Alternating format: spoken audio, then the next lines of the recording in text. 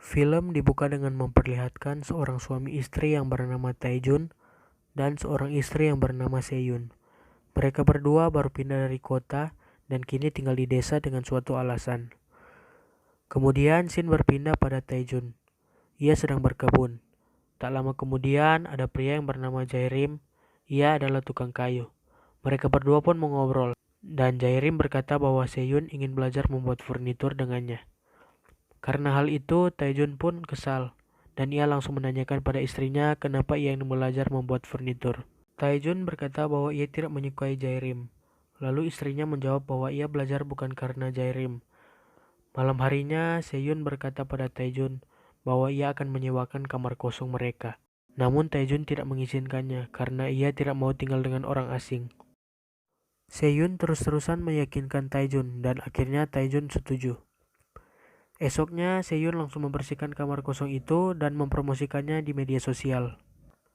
Beberapa hari kemudian, ada orang yang ingin menyewa kamar itu. Seyun menyuruh Taejun untuk menjemput orang itu. Namun saat di perjalanan, Taejun melihat mantan selingkuhannya saat ia tinggal di kota, dan itu adalah alasan mereka pindah ke desa. Taejun kembali ke rumah, dan ternyata orang yang menyewa kamar itu adalah mantan selingkuhannya yang bernama Huai. Malam harinya mereka bertiga pun berbincang-bincang, dan kemudian Taejun meminta Huai untuk pergi dari tempat mereka. Namun Huai malah menggoda Taejun untuk bercocok tanam. Malam harinya mereka bertiga makan-makan. Saat makan, Huai berusaha menggoda Taejun dengan cara menyentuh rudal milik Taejun menggunakan kaki.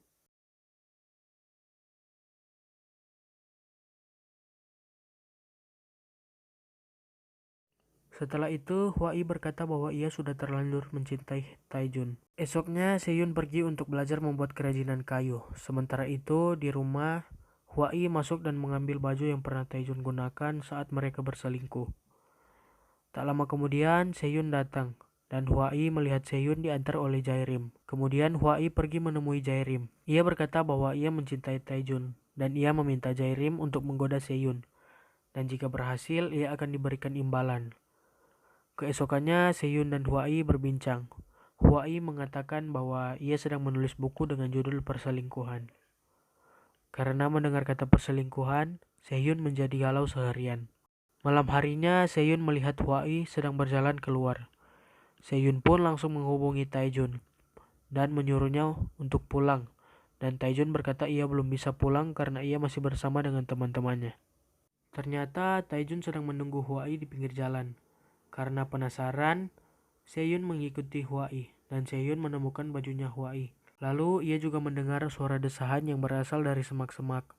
Dan betapa terkejutnya ia saat melihat suaminya sedang bercocok tanam dengan Huai. Kemudian Seyun langsung pergi dari sana. Esoknya saat sedang belajar membuat kerajinan tangan, Seyun digoda oleh Jairim, namun Seyun malah marah. Malam harinya, Jairim datang untuk makan malam dan segera meminta maaf pada Seyun.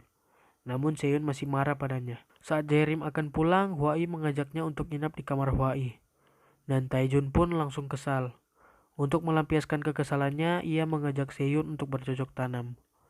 Esoknya, Seyun yang terpukul mengajak Jairim untuk bercocok tanam.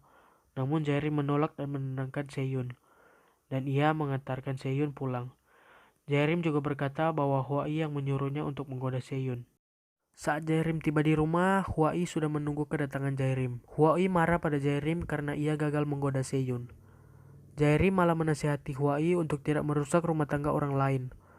Namun Huai malah frustasi dan melukai dirinya sendiri. Kemudian di rumah Seyun bertanya tentang hubungan suaminya dengan Huai. Namun suaminya malah mendapat telepon dari Jairim. Jairim memberitahu pada Taejun bahwa Huai sedang berada di rumah sakit. Saat Taejun akan pergi, Seyun malah menusuknya dari belakang dan menaruh Taejun di dalam peti. Kemudian Seyun pergi menemui Huai dan Seyun berkata bahwa ia sudah mengetahui hubungan gelap Huai dan suaminya. Tak lama kemudian, Huai mendapat SMS dari Taejun yang berisi bahwa Taejun masih mencintai istrinya dan Huai menjadi frustasi. Padahal yang mengirim pesan itu adalah Jairim. Kemudian Seyun terlihat sedang makan, dan dari wajahnya Seyun, ia merasa seperti tidak terjadi apa-apa. Dan Taejun dikubur hidup-hidup oleh Seyun. Di akhir film, Seyun berkata bahwa ia tidak pernah mengkhianati suaminya, dan film pun berakhir.